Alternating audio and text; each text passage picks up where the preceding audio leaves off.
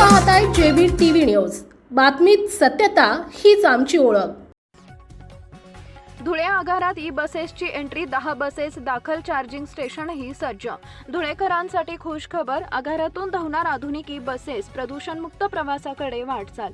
मोठ्या प्रतीक्षेनंतर धुळे आगाराला अखेर 10 ई बसेस प्राप्त झाल्या असून परिवहन विभागाच्या या महत्त्वाकांक्षी उपक्रमामुळे धुळे जिल्ह्यातील प्रवाशांसाठी आधुनिक, प्रदूषणमुक्त आणि आरामदायी प्रवासाची नवी सुरुवात झाली आहे। गेल्या अनेक दिवसांपासून धुळे आगारासाठी ई बसेसची मागणी करण्यात येत होती, त्यानुसार आता या बसेस आगारात दाखल झाल्या असून त्यासाठी आवश्यक असलेलं चार्जिंग स्टेशनचं कामही पूर्ण करण्यात आलंय।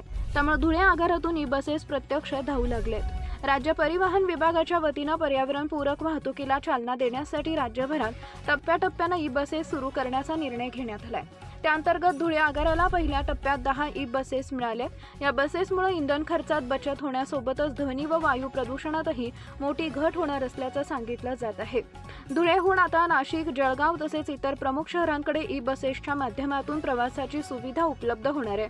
या बसेसमध्ये अत्याधुनिक सुविधा, आरामदायी आसन व्यवस्था आणि सुरक्षित प्रवासाची सुविधा देण्यात आली असून प्रवाशांकडूनही या उपक्रमाचं स्वागत केलं जात आहे।